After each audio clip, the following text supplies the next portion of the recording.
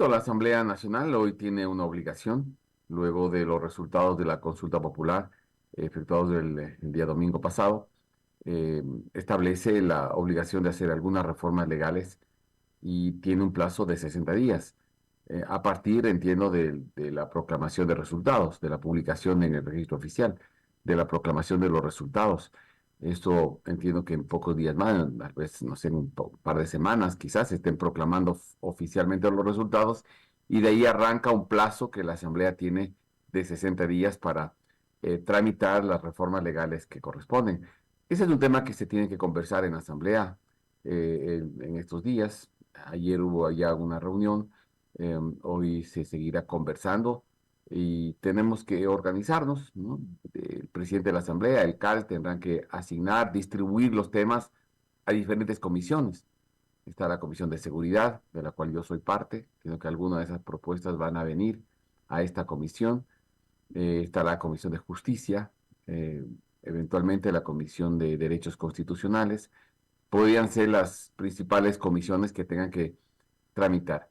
Creo que el resultado del domingo es halagador para el país, es importante el sentir que el país ha respaldado algunas propuestas relacionadas con la seguridad en el país, contra la lucha contra la violencia, la criminalidad, y esto es bueno.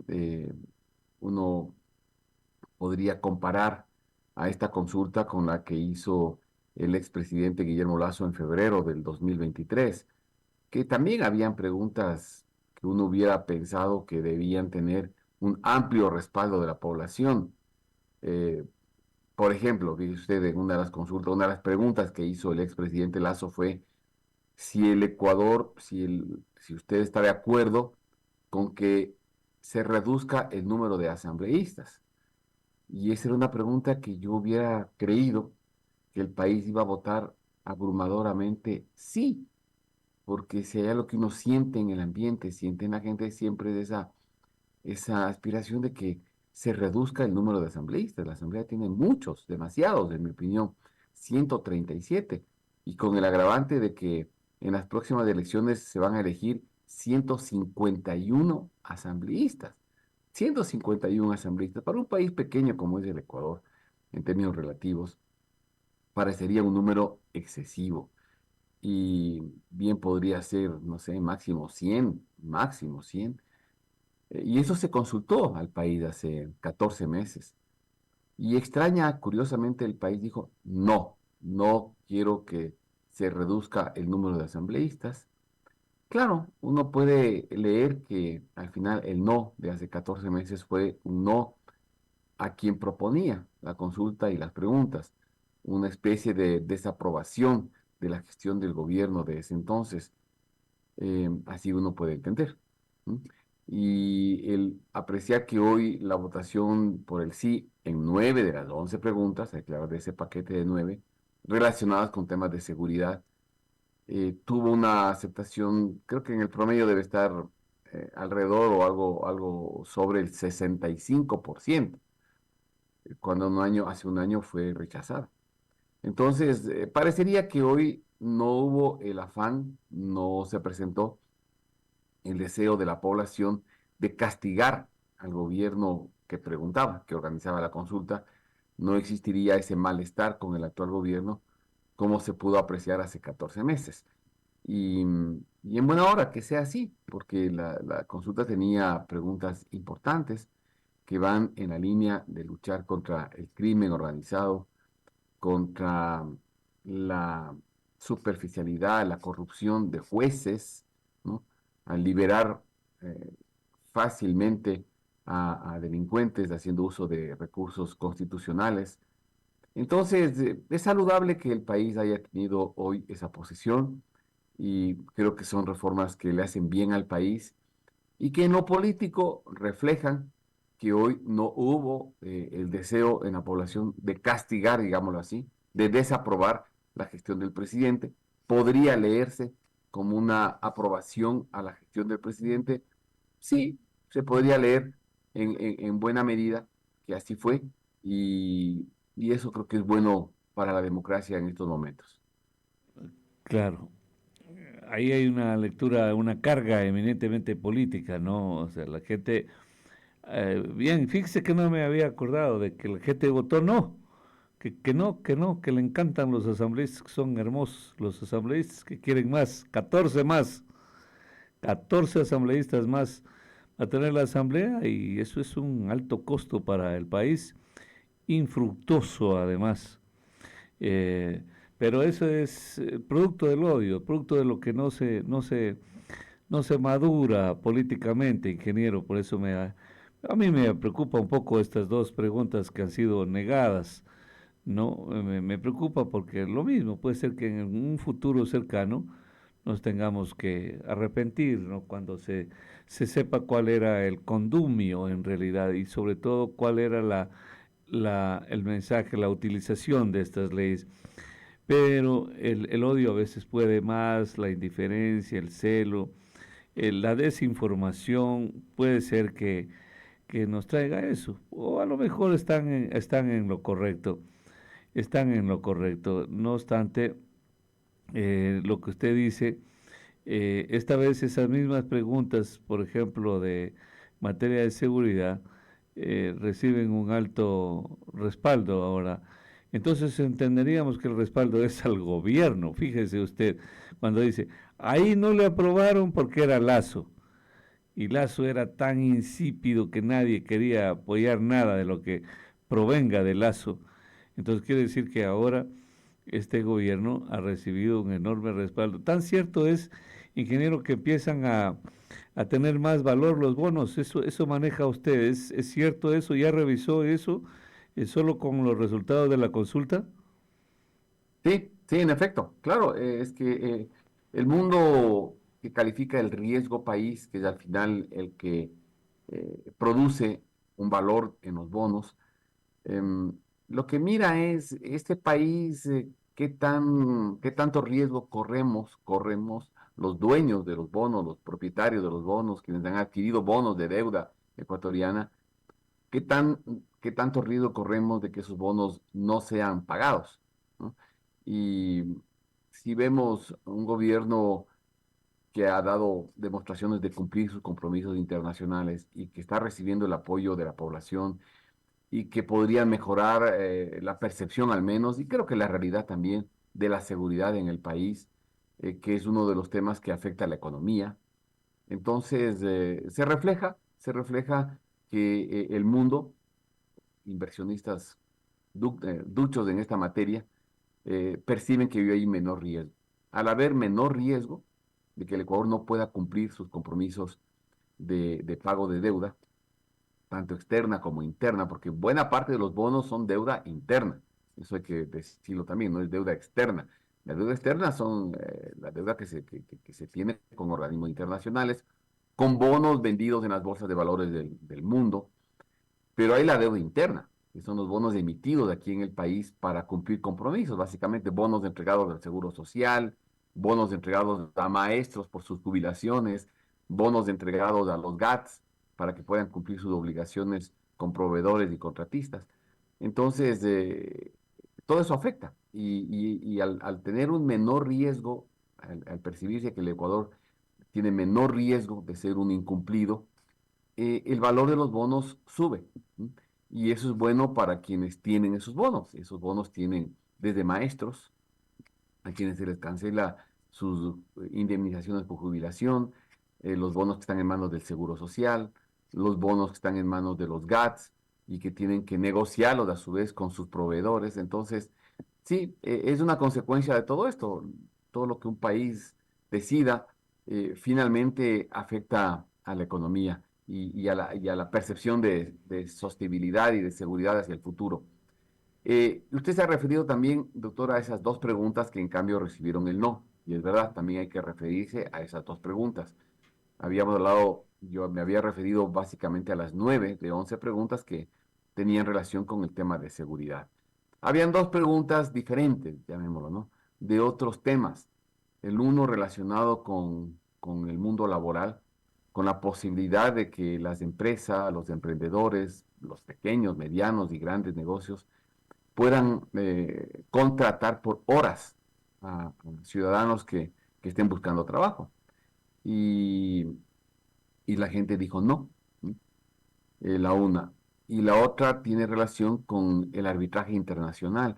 Yo creo que en estas dos preguntas, ya es mi opinión personal, doctor, yo percibo que hubo demasiada desinformación y no hubo una posición muy clara, muy contundente del gobierno por defender esas dos preguntas. Es más, creo que hasta el gobierno, en una de ellas, al menos en el tema de la contratación por horas, se enredó, ¿no? La ministra de Trabajo, básicamente, y algún vocero del gobierno se enredaron con esa pregunta cuando quisieron decirle a la gente cuál sería el valor que se pagaría por hora de trabajo. Y un rato decían $1.80, $2 y pico, después llegaron a decir hasta $12 podría llegar. Entonces todo eso le causó confusión. La gente percibió que no le estaban diciendo la verdad.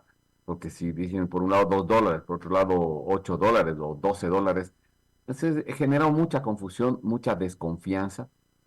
Y quienes tomaron la bandera del no en esas preguntas fueron muy intensos y le transmitieron, yo diría, temores a la población, temores de que sus derechos no serían respetados, de que sería despedida la gente, lo cual no es verdad, ¿no? No, no era verdad de ninguna manera, pero hubo muchísima desinformación. Lo sentí incluso en mi ámbito familiar, que hubo mucho desconocimiento de esa pregunta. Y no se le dijo a la gente con claridad, con contundencia, que el trabajo por horas simplemente podía ser nuevas oportunidades para muchos ciudadanos, muchas personas que hoy no tienen trabajo, y que eventualmente podrían conseguir opciones laborales por horas, por momentos parciales en el día, de acuerdo a la demanda que tienen muchos negocios o familias en las casas. Muchos jóvenes que estudian en las universidades y que tienen apuros económicos, de pronto podrían conseguir un trabajo por horas en las noches, los fines de semana. Se abrían oportunidades. Y me parece que fue un error haber votado no en esa pregunta, pero creo que hubo ahí, yo sí coincido con usted en esa y en la otra, Ya. mucho odio, eh, ese deseo de ser contreras, ¿no? De oponernos a todo y decir no porque quiero que con esta pregunta le digamos no al gobierno y le expresemos nuestro fastidio al gobierno. Bueno, ingeniero, permítame, había una persona en la línea, ojalá haya Claro. tenido paciencia. Buenos días, le escuchamos, adelante. Bueno, no esperó, pero no esperó.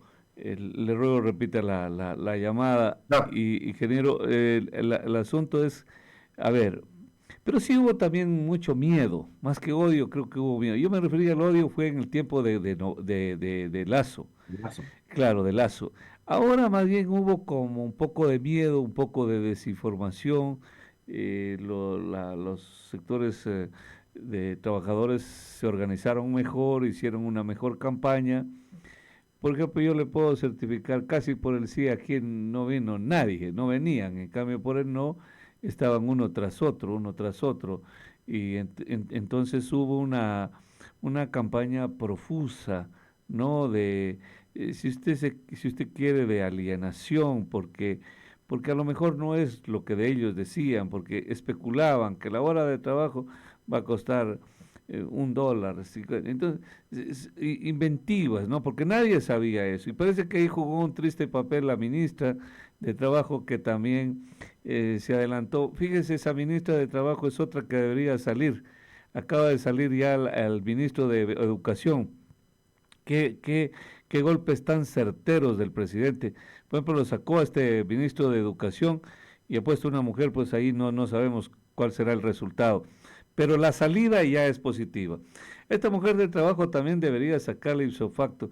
Fíjese usted que le publicaban el otro día que en medio de la crisis, de la convulsión, de la necesidad, de la urgencia, ella colgada en las redes sociales, recomendando películas en Netflix, pero en horas laborables, incluso recomendaba películas en Netflix y hacía algunos otros comentarios de la farándula, me parece. Sí, de la farándula deportiva. Parece que hablaba del Real Madrid, del Real Madrid que había ganado, había perdido alguna cosa de eso. ¿Qué le parece a usted este tipo de gente? Pues el presidente tiene que sanear, tiene que sanear. De todas maneras, esta captura de Fito, solo falta Pito, son primos hermanos porque uno es Fito y otro es Pito, da también una imagen de seguridad. Yo creo que está bien. Ya esas dos preguntas no ganaron. Está bien, entonces debe haber satisfacción. Lo que pasa es que había gente, ingeniero, que decía todo no, todo no. Entonces ahora cuando solo ganan dos, pierde el gobierno, dicen que también han ganado. Es muy triste, pero creo que en la asamblea ya el mensaje debe ser contundente, ¿no? ¿Qué es lo que quiere el pueblo, ingeniero? Doctor, una pequeña precisión. Cuando yo decía que puede haber habido algo de odio, no me refería al elector, ¿no? No me refería al elector. Usted se refería al electorado de hace 14 meses. Me refería a quienes lideraron un poco esa campaña del no, a quienes la promovieron, eh, sabiendo que estaban faltando a la verdad, ¿no? Estaban faltando a la verdad en ese tema y en el tema del arbitraje internacional, ¿no? El arbitraje no es sino abrir la posibilidad de que los inversionistas, sobre todo inversionistas extranjeros, que puedan venir al país, puedan acudir a tribunales, a arbitrajes internacionales cuando deban pasar por un conflicto con el Estado ecuatoriano. Usted dirá, pero es que tienen que acogerse a las leyes del país.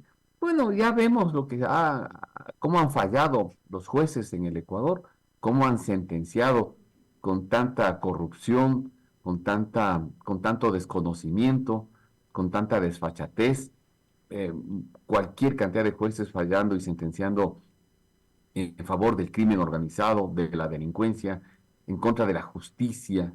Pues obviamente no somos aún un país cuyo sistema judicial pueda transmitir confianza, certeza, seguridad. Entonces, el inversionista también va a virar eso, ¿no? Va a virar si cuando invierte en el país, si Es en el un futuro proceso, podría ingeniero, es eventualmente un tener... proceso. Perdóneme, está la persona en la línea.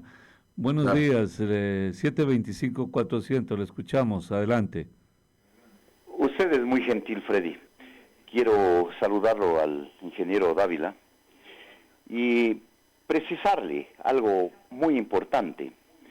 Mire, en el mundo, la seguridad jurídica, el primer ítem, la primera que toma la seguridad jurídica es a qué tribunales usted va a llevar sus, sus, sus, sus, sus controversias. ¿A qué tribunal? Y usted, si dice que va a llevar, por ejemplo, a un tribunal, por ejemplo, de Wilman Terán, de Javier Muñoz, de todos estos jueces que hoy, y fiscales que hoy están de habitúes de la roca. Mire, en el mundo, ¿qué imagen tiene el país en esa materia de impartir justicia? Por otro lado, yo le quería precisar de que tanto Guillermo Lasso como el señor Noboa no han tenido una visión de país para nombrar a sus colaboradores. Por eso es urgente una nueva estrategia y un cambio en el equipo actual que tiene el presidente. Lo mismo pasó con el señor Lasso, pero también quisiera decirle que se planteó una pregunta en el tiempo del señor Lasso. ¿Está usted de acuerdo en eliminar la facultad de designar autoridades que tiene el Consejo de Participación Ciudadana? Esa pregunta fue rechazada. O como esa otra pregunta que decía, ¿está de acuerdo que se incorpore un subsistema de gestión hídrica en áreas protegidas? Mire, esa política cómo hubiera impactado en los momentos actuales, cuando si esas masas boscosas que nos dan agua hubieran sido prioridad del Estado. Mire, yo quisiera, cuando usted declamaba, por ejemplo, decía, está de acuerdo en reducir el número de asambleístas, también fue rechazada por el pueblo. Muy bien. Mire, el pueblo se equivoca, influyen ciertas distorsiones que le hacen, no tiene la visión de lo que pasa en el mundo, lo que pasa en el país. Eso es lo que hemos... Gracias. Gracias, Freddy. A usted también. A usted también. Ingeniero, responda ahí, por favor. Bueno, no, yo comparto la preocupación del caballero que intervino. Coincido con él, que efectivamente muchas veces se vota con otro objetivo, se vota para enviarle una señal al gobierno de que lo desapruebo, de que lo rechazo, y terminamos haciéndonos daño a nosotros mismos, ¿no? Es impresionante la capacidad que tiene un sector del país para hacerse daño a sí mismos. Creo que votar en contra de la posibilidad de que se contrate por horas es increíblemente una decisión de votar en contra de sí mismo, ¿no? De la economía del país, No, de la pues, posibilidad de que mucha gente no, pueda tener una ellos opción. dicen que es porque eso favorece a los sectores económicos poderosos de este país. Y el orgullo más grande que tiene Bukele es traer al hombre más rico del mundo para que lo apoye, ¿no? Pero ellos tienen otros algoritmos de la política, porque hay una sola explicación. El asunto es que no viven de eso, ingeniero. El día que hayan surgido, que hayan crecido, prosperado, en función del trabajo privado particular, eso sería otra cosa, pero en cambio han vivido del Estado, se jubilan en el Estado y salen salen al júbilo para seguir molestando afuera al Estado. Entonces, así, y luego pues colocan a toda su descendencia, la colocan bien y así está arreglado el asunto, ¿no? Nosotros que sabemos lo que es el Estado es necesario, es importante, es bueno, es bonito.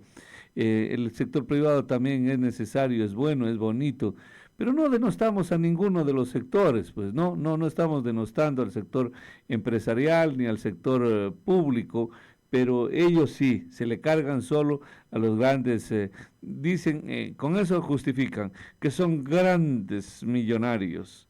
Pero mejor, imagínese, usted le decía a un amigo, imagínese que le decía, el pensar que el abuelo del presidente lustraba zapatos en Guayaquil.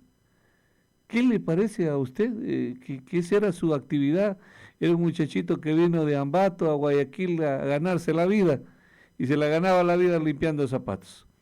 Y prospera y ahora hay que combatirlo. Pero ellos hubiesen sido felices si el muchachito crecía, era joven, se envejecía y moría en la extrema pobreza. Entonces ahí sí ellos hubiesen sido muy felices, pero muy felices porque tenemos otro pobre que se muere siendo pobre. Pero Luis Noboa Naranjo pues salió de la extrema pobreza a la riqueza y eso les fastidia y así lo han hecho con todos. Vean la misma historia del de Apple, el mismo de Google, y de todos estos Elon Musk, todos estos provienen de la pobreza, pero ya no hay manera de explicarles hasta que ellos mismos no lleguen a ser multimillonarios, entonces ahí sí entenderán. Ingeniero, hay otra llamada, lo que pasa, a ver, hay un amigo que le está haciendo una llamada, y por eso hice tiempo para que entre la llamada, pero hay un amigo que está viajando hasta Catacocha más o menos y no puede conectarse, y eso es lo que le quiere pedir, pero justamente no llama porque no le sale la llamada, pues él dice, dame el número porque el número y le quiere pedir que nos ayude con el tema de la conectividad. Eso es un tema muy difícil, ingeniero, entiendo, de resolver en Loja. Uno sale a Cajanuma y ya no hay señal. Sí, sí, es correcto. Doctor, yo quería también un poquito hablar de la otra pregunta que tuvo el Ya. nono, el famoso arbitraje internacional. Mire, también ahí se transmitió mucha desinformación, ¿no? Se le dijo a la gente que en las instancias de arbitraje internacional siempre pierde el Estado, siempre pierde el Estado. Le estaban diciendo una mentira a la gente. Eso no es verdad, ¿no? Y quiero ir a un tema, mire usted, de local, de Doha.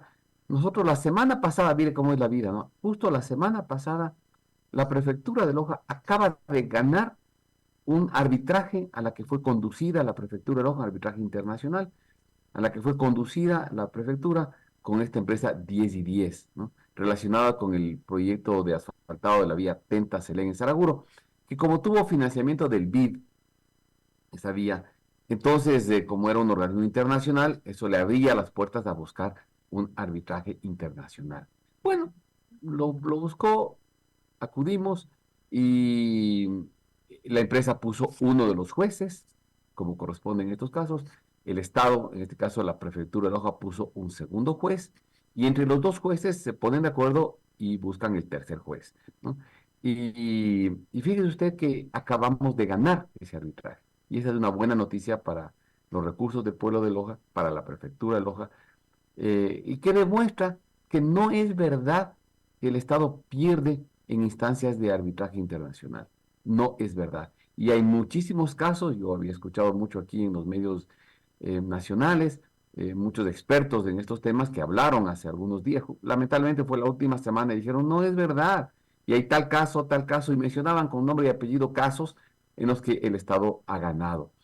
Entonces, y es natural, porque si usted va a jugar un partido de fútbol, pues hay un árbitro, ¿no? Hay un árbitro que es el que eh, trata de poner las reglas del juego y hacer cumplir esas reglas. Porque el Estado es uno de los dos actores en el caso de contratos de concesión, contratos de inversión en un país. Y el Estado es quien muchas veces puede manipular a los jueces, ¿no?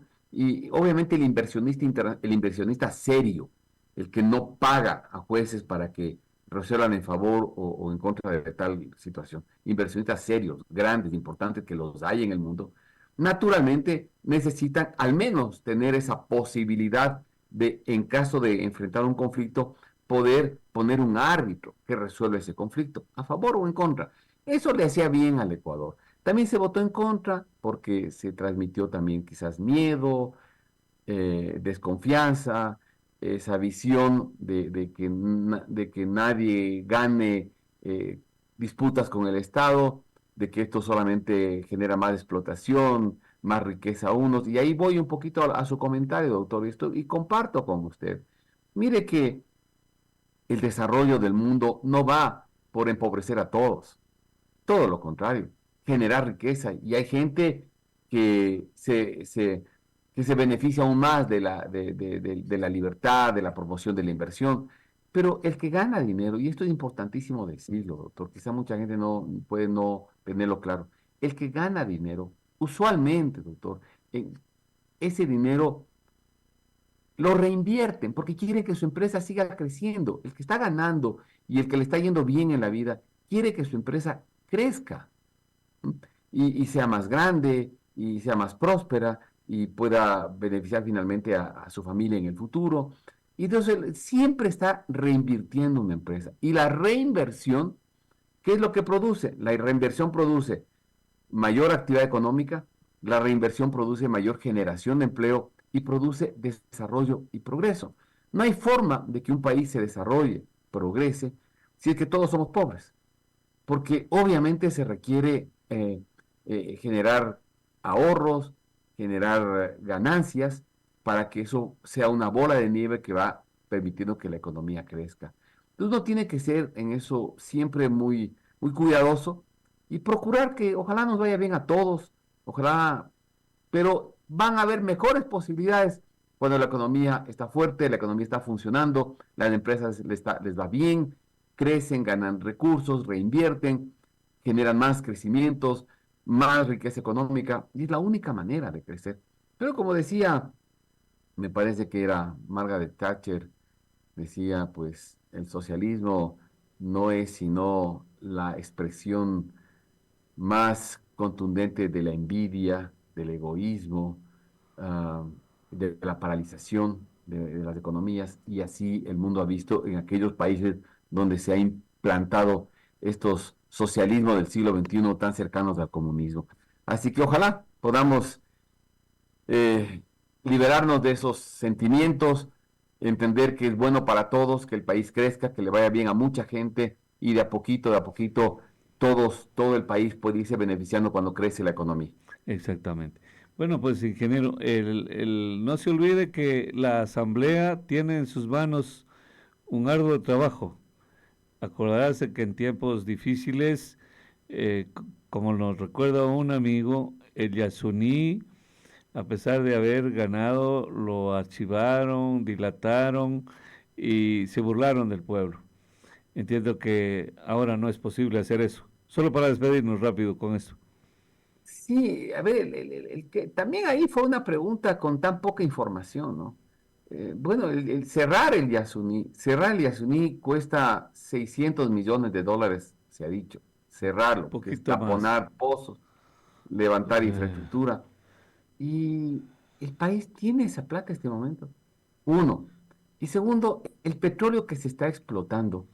Si el Ecuador deja de recibir esos ingresos, bueno, tenemos que buscar algo que reemplace esos ingresos para el Estado, porque esos dineros, buena parte de ese dinero entra a la caja fiscal. Pues, ¿qué le va a reemplazar? ¿Un IVA más alto? ¿Algún determinado impuesto a algún sector en particular? Entonces, eh, son decisiones que se toman, pero que ya en la práctica son tan difíciles de ejecutarlas, son tan dañinas para la economía, más aún en una situación tan crítica como la que vive el país en este momento, que obviamente, al menos en el presente año, el Ecuador no tiene los recursos para cerrar esos pozos que están ya abiertos en el sector de Yasuní. sí. Y, y claro, quienes promueven el cierre deberían decirle al país con claridad, con absoluta claridad y sin demagogia, cuál es la fuente de ingresos que puede reemplazar aquellos que se dejan de recibir en el ¿Sabe cuál Yasuní. es el problema, ingeniero? Es que el candidato Novoa dijo que eso era insignificante, que eso no representaba nada y que podía cerrarlo. Entonces ganó muchos Ese- votos de la juventud, de los ambientalistas, de la gente que amamos la naturaleza, ¿no? Luego dijo que tampoco había que subir el IVA, que no, y lo subió.